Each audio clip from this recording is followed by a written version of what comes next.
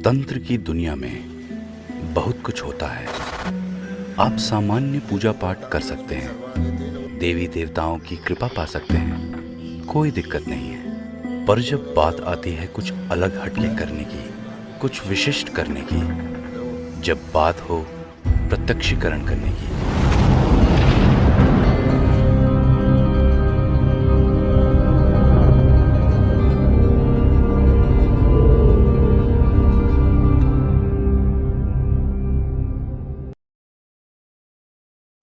नमस्कार दोस्तों, मैं तांत्रिक हरीश कुमार आप सभी का अपने इस यूट्यूब चैनल में स्वागत करता हूं। दोस्तों, मेरे पास बहुत से लोगों के एक सवाल आता है और मेरे भी कई शिष्यों ने ये पूछा है कि जब हम दीपक जलाते हैं, दीपक जब जलाते हैं, खास तौर से जो खड़ी बाती का होता है, तो खड़ी बाती के दीपक में ऊपर उसके एक काला काला काला काला ना काजल जम जाता है। ठीक है ना, इसे फूल बोला जाता है। लोग इसे बोलते हैं कि दीपक का फूल है। तो बहुत से लोगों ने इसके अलग अलग मतलब इन चीजों के बता रखे हैं कि साहब इसका कुछ ये परिणाम है, इसका कुछ ये परिणाम होता है। तो आज मैं आपको एक चीज साफ और स्पष्ट रूप से ये समझा देता हूं कि दिए के ऊपर जो फूल बनता है वो नॉर्मली बनता है। उसका हमारी साधना से किसी भी तरीके से किसी भी प्रकार का कोई लेना देना नहीं होता। अच्छे से आप एक चीज समझ लो, ये फूल ज्यादातर सरसों के तेल में बनता है और जब बातियां खड़ी होती है तभी ये फूल ज्यादातर बनता है। आड़ी बाती में भी बनता है। तो इसका फूल बनने का एक ही कारण होता है कि रुई की जो बाती होती है उसके पास में कचड़ा जमना शुरू हो जाता है। जिस धुएं को ऊपर जाना चाहिए वो धुआं वही बाती के पास में ही इकट्ठा होना शुरू हो जाता है। उसकी वजह से ये फूल बनता है। और इस फूल का हमारी साधना से, हमारे जाप से, हमारे ध्यान से कोई संबंध नहीं होता। ये हमारे कहने से, हमारे करने से कुछ नहीं होता है। तो बहुत से साधकों हैं जो इस चीज को लेके परेशान है, या कुछ लोग खुश होते हैं। कुछ लोग ऐसा बोलते हैं, गुरुजी दीपक में हो, मुझे फलाना दिख रहा है, गुरुजी मुझे दीपक में वो सब दिख रहा है। ये सारी चीजों को भाई दिमाग से निकाल दो तुम लोग।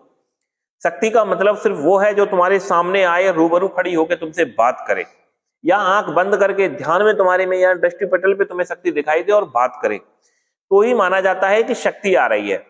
दूसरा तरीका तुम्हारा ये होता है कि सपने में तुम्हें कोई शक्ति दिखाई दे रूबरू।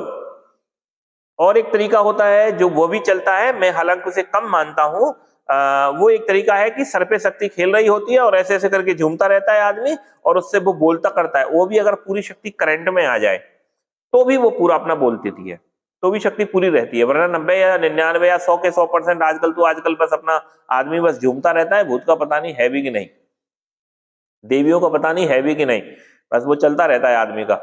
लोग ऐसे सिगरेट फूंकते रहते हैं बैठे बैठे और बस देवी खेल रही होती है, देवता खेल रहा होता है उन पर। तो ये सब अलग अलग उनके वो हैं। तो भाई हमारा जो है, हम लोग क्या करवाते हैं कि हम केवल वही मानते हैं, या तो शक्ति आपके सामने रूबरू खड़ी हो जाए, खुली आंखों से दिखे या बंद आंखों से दिखे या स्वप्न में दिखे, तो ही हम मानते हैं कि आपको साधनाएं हो रही हैं, सिद्धियां चल रही हैं। आपके कानों में खुल के आवाजें आनी चाहिए एकदम स्पष्ट रूप से। जैसे आप मुझे सुन रहे हो ऐसे ही आपके कानों से आवाजें आनी चाहिए, या आपके दिमाग के अंदर विचार आने चाहिए, एकदम स्पष्ट और क्लियर आने चाहिए। हम उसे ही सिद्धि बोलते हैं। या तो हमारे यहाँ सिद्धि होती नहीं है, या होती है तो ओरिजिनल होती है, प्योर होती है। हमारे यहाँ किसी भी तरह का आडंबर या वो नहीं होता। हम लोग अंधविश्वास न पालते हैं, न हम पर बनाते हैं। जितना सच्चाई है तंत्र के अंदर, जितना इस क्षेत्र के अंदर जो सच्चाई, हम केवल वही बताते हैं।